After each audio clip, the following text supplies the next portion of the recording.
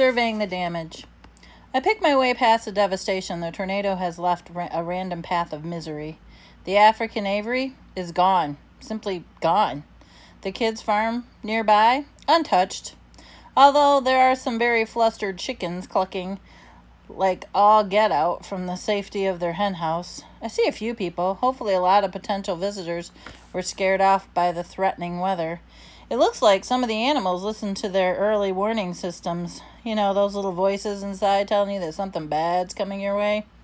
Quite a few of them have taken cover before the brunt of the storm. Man, wish I'd pay more attention to my own internal weatherman. I pass the penguin viewing window and the one that allows the visitors to watch the graceful swimming. Several penguins are underwater, swooping and swiveling. Joe! Jim! I call, and they both swim over. Bert!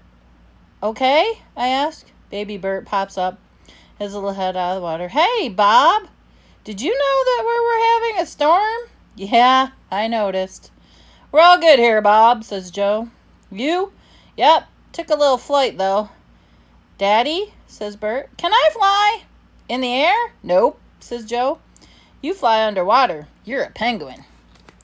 Bob flew, and he's a dog. Bob is a very special dog, says Joe, and gives me a grown-up wink just between us look that says, we're all right, but what about the others? So I go to Baby Sloth. I say goodbye to the penguins, and I continue on my way. So much has simply vanished. No walls, fences, barriers, netting. The orderly world of the park, with its careful lines defining territory, isn't so defined anymore. Many of the habitats are still entirely intact, but not all. What will this place be without fences and walls? You didn't need to watch the Nature Channel to know that certain animals like to eat certain other animals. I pass 2 squirrels and a monkey swinging happily from the children's carousel. A pelican watches from her perch on the popcorn stand. I see a camel and a zebra together, looking stunned to be standing side by side. I notice a red lemur, a Merlin, at a picnic table. The lemur's eyes are as big as if you ask me, but Merlin's eyes look like they're about to pop right out of his head. I make my way back through the splintered wood and the glass and the shards and approach the gift shop. It's roofless. Stuffed toy animals scattered here and there, like they made a break for it. Oh, I love Koala's t-shirt, dangles from a tree branch.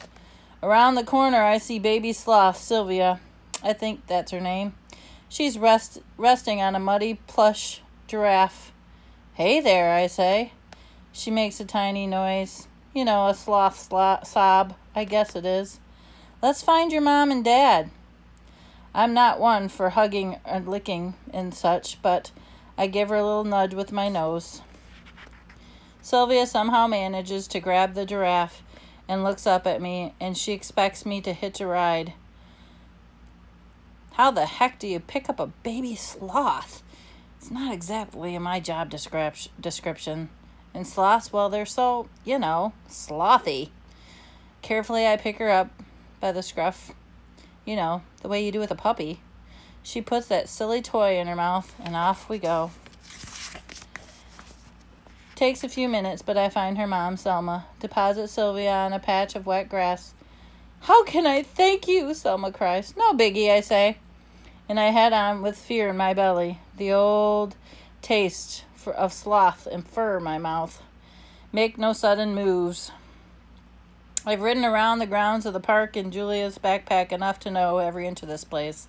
I've even chatted with many of the residents, but now everything is topsy-turvy. I keep finding myself in places I don't want to be, like the wolf exhibit. Near the entrance, a sign lies crushed to the ground. It has a picture of a gray wolf with an arrow pointing one way, and the other arrow with the emperor penguin pointing on it the other way. To my right, I see a piece of hay stuck deep in a tree trunk, like a pencil in a cupcake. To my left, water gushes from a pathside ditch, like it's a broken pipe. The boiling sky has settled into a solid blanket of gray, and the rain's quieted to a steady drizzle. Still, I smell more bad weather coming in the distance. Tossed into the bush was a large information display with a photo of two gray wolves. I don't see any fences or barriers intact with that wall, and it dawns on me that grumpy wolves and tiny dogs may not be the best of pals, especially under these trying conditions. So, just as I start to leave, a wolf on the sign seems to move to blink. Oh, he isn't part of the sign. He's next to the sign. It's Kimu. Hey, I say. No answer. Something tells me I should hightail it out of there. Something else is saying, no sudden moves. I hate it when my brain disagrees with itself.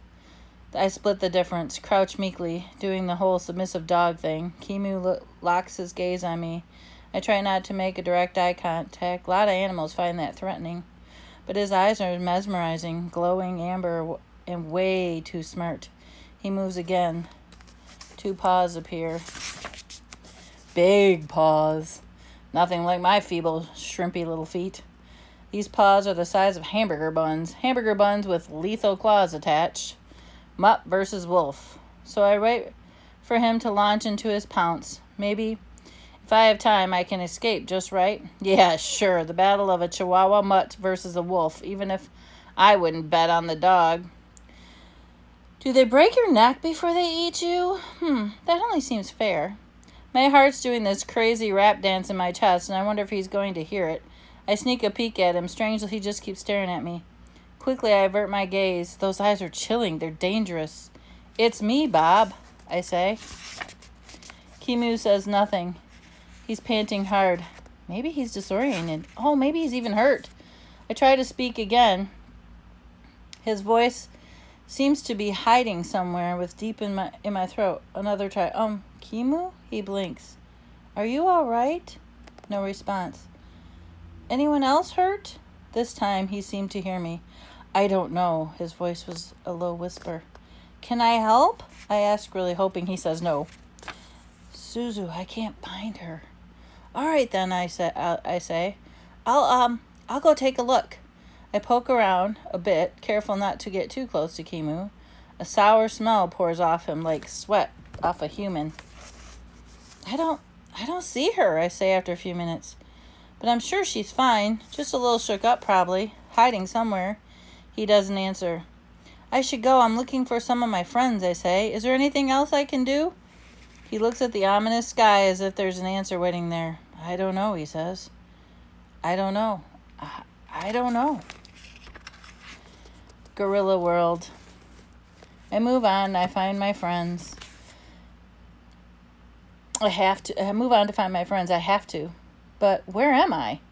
I leap over another mangled signpost, bent arrows, all the way to Reptileville. One way is the Lion Land. I pass the mangrove swamp. Manatee pokes up her big head, draped with Spanish moss like a silly wig. 2 workers in yellow raincoats trot by me. One has a bloody bandage on his cheek. I heard it need to stop, regroup, cool. Stop, Bob, I tell myself. I'm panicking, not taking the right data in. I try to blot out all this horrible smell and all this awful noise. So I concentrate and I let my nose do the real work. Whiff. Something familiar. Oh, is it a gorilla? It has to be a gorilla. Full run now. I cut back left, paw on the shard of glass, trip, fall hard on my nose, and cut it too. Dripping blood, I carry on. Find them, find them, find them. A massive old oak lies on the side of the entrance to the gorilla world. A huge tangle of roots grope into the air like frozen snakes. And just beyond where Ivan lives is nothing but devastation.